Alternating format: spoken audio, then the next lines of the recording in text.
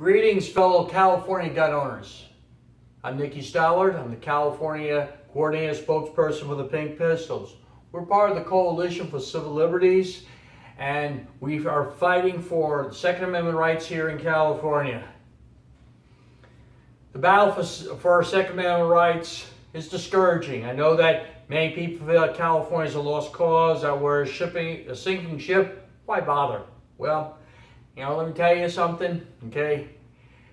I can feel your pain, but I see hope. In fact, I believe that we can turn around and we can win things, that we can change course.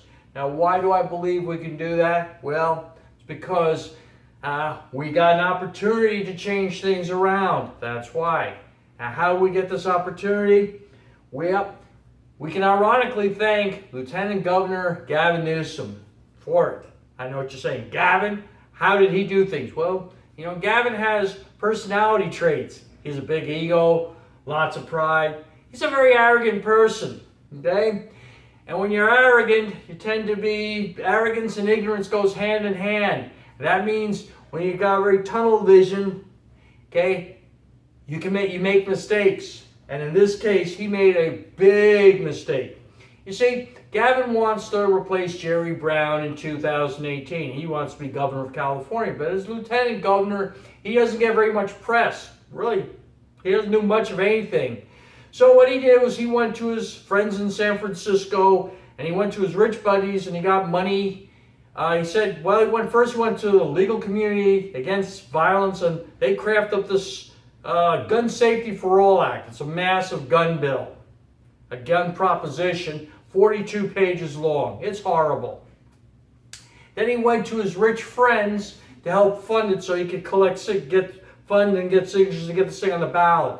Make the long story short, he got Prop 63 on the ballot. So now we have this horrible gun grab, or what we call the ammo grab, and a gun grab too, while we're at it. It's both a gun and ammo grab, and it's on the ballot this November. Now, do you think that the Democrats in the Senate and the Assembly were happy with him? Oh no, they were actually pretty angry at him.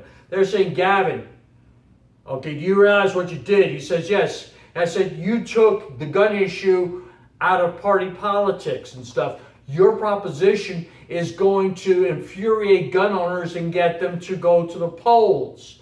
That's not going to be good for the Democratic Party. That could hurt us. This is a national election. What were you thinking? Well, or more specifically, why weren't you thinking? Because you see, the Democratic Party, there's people inside the party who remember a thing called Proposition 15 in 1982. The last time there was a gun control proposition on the ballot in California. And it ended horribly for the Democratic Party. Okay, and they remember that. It ended really bad. It not only affected the California Democrats, it affected the whole country. And they do not want to repeat history.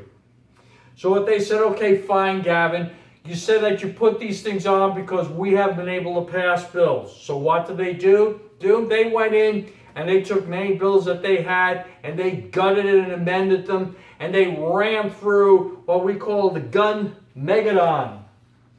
And Governor Brown quickly signed the bills and stuff, did it before June 30th, and then it went to Gavin and said, okay, Gavin, you got your bills. Are you happy? You got your gun bills that you said that we wouldn't pass. Well, Gavin said, that's nice, but I'm going to keep Prop 63 on the ballot anyway. Because you know what? Prop 63 was never about gun control or gun safety. It was about Gavin. It was about keeping his name in the paper. So, needless to say, the Democrats, they're having interfamily squabble. But the bottom line is we're hurt. Now, what they did was they did something that's definitely having unintended consequences. Because how they operated before was they proposed various gun bills. Some got through, some didn't. But we were like the frog in the boiling pot. And it would turn up one or two notches. The water would get a little bit hotter. But most of us would just sit and we would adapt and stuff, even though we're getting slowly cooked. Well, this time they turned the water up to a raging boil. And some of us actually jumped out of that water because things are getting too hot. Now we're looking at what we can do. And what can we do? Well, in California, we have this thing called the referendum process. Okay, now the referendum process To make the long and short of it, it's simple. It's simple in theory. Okay, you don't like a law, you go to the Secretary of State, you file some paper saying that you're going to collect voter signatures against the law. In this case, we need 365,000 signatures. The Secretary says, fine, we approve your forms. You got 90 days and go and collect them. Now, of course, the trouble is setting up the structure, reaching out, advertising to people. And of course, we're dealing with 7 laws and stuff. Now, we don't have nobody had the funds nobody could even get ramped up in that time and stuff. This would have been about $15, $20 million project. So a lot of people saying, oh, hey, referendum isn't going to happen. Well, you know what? The referendum is happening, okay? And here's why. Thanks to improvements in communications, we actually, although we're grassroots and we're rough and we're really rough on the edges, we're all over the state. We have over 600 shops now who have petitions. We have volunteers all across the state. We've got about close to 1,600 volunteers and growing. Okay? Now our problem is we have to get things done by roughly 26 September 2016. So we're down to about the last 2.5 weeks. But this is doable. Okay? And let me explain why it's doable. We're not talking about bills that affect a few people. We're talking about bills that affect 5 million plus people.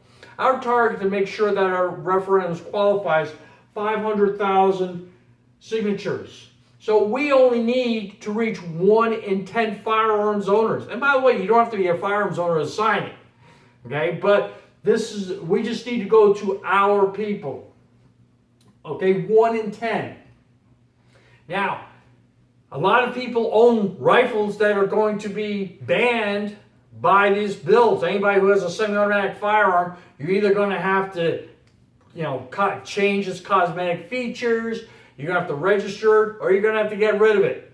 Well, registration, I'm sorry, but it does lead to confiscation. So there's going to be some of you guys that are going to say, well, I will not comply. Okay, you know what? If you're one of those people that says, well, I won't comply, why not get involved now rather than risk a felony? Does that really make any sense? Of course not. If we got 1% participation of firearms owners collecting signatures, we could get collected signatures in 1 weekend. That's how big we are. We just have to step up and do it. Okay? If you're watching this video, you need to be involved. If you're a gun owner, if you sign the petitions and you're not a gun owner, thank you. If you're a gun owner, sign them and then get a set and go to your family and friends and get signatures. Go to your coworkers. If you don't want to deal with family, friends, and coworkers, or if you don't have people you feel comfortable talking to, then find out where tables are being set up and volunteer sometime and just ask strangers. But be part of the team. Do something. Okay? Because you know what? We're not talking about a hobby or a sport. We're talking about a fundamental constitutional right. Okay? Getting freedoms and defending freedoms is never convenient. It takes some responsibility. Our forefathers paid for our freedoms with their blood. Okay? The least we can do is spend some time to defend our freedoms. Because it's not just for us. It's for our children and grandchildren.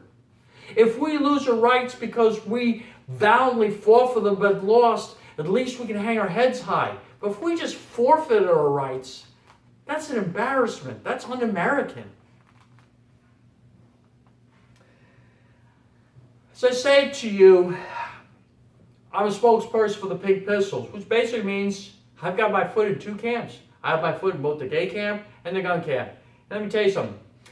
If the legislature passed 7 anti-gay bills, I'm going to tell you right now that the percentage of gays participating in referendums against such bills wouldn't be 1%. It would be 30 to 50% collecting signatures. And they would be going well beyond just the gay community.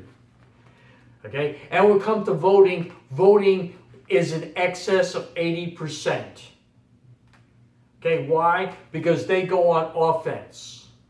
Okay? And which we need to do ourselves. Because that's how we win.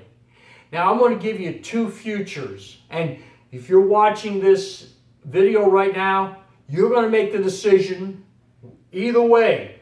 Inaction means you choose this future. And this the future, if you choose not to get involved, is that these laws will go into effect. Prop 63 may or may not pass. It doesn't matter, because when the legislature comes back in 2017, they're going to know, okay, fine, we can keep stepping on gun owners, and that will be weakened. And they'll, maybe some laws will get passed because we still have Jerry Brown. But come 2019, when we have a new Democratic governor, every bill that hits the desk from 2019 on will probably be signed, and by about 2020, private ownership of guns in California potentially will be gone.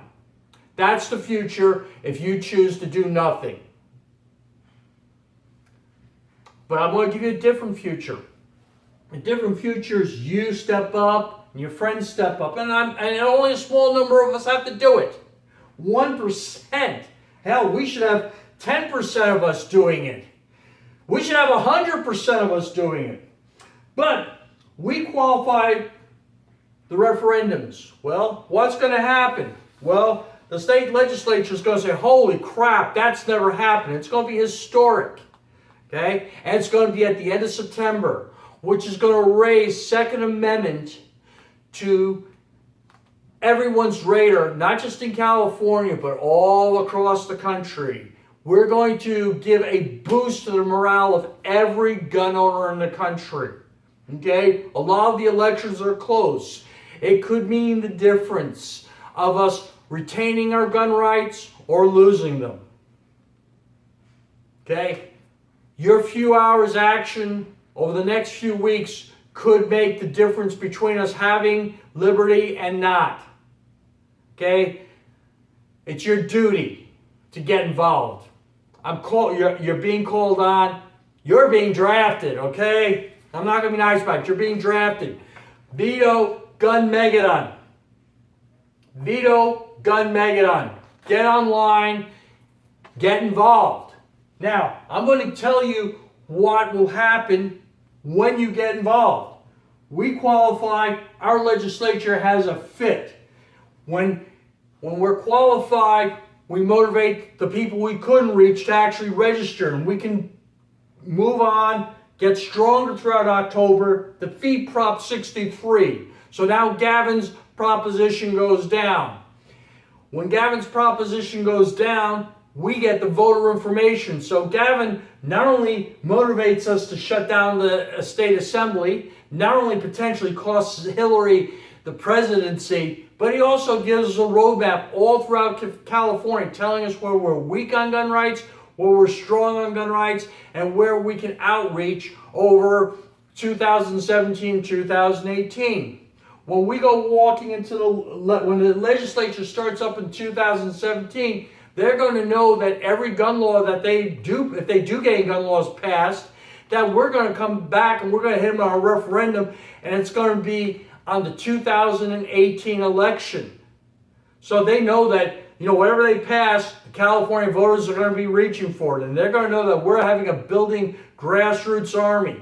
And come to 2018, on an off-election year, Second Amendment rights is going to be dominating the California voter pamphlet. And that will make sure we get out our voters. Now, who knows? If we get enough enthusiasm on our side, we might actually be able to qualify a California right to keep and bear arms initiative to the election in 2018. But that's getting a little bit ahead of myself. Okay? The point is that a little work now will stop Sacramento for the next 2 years solid. It'll shift things in California and shift things in the country.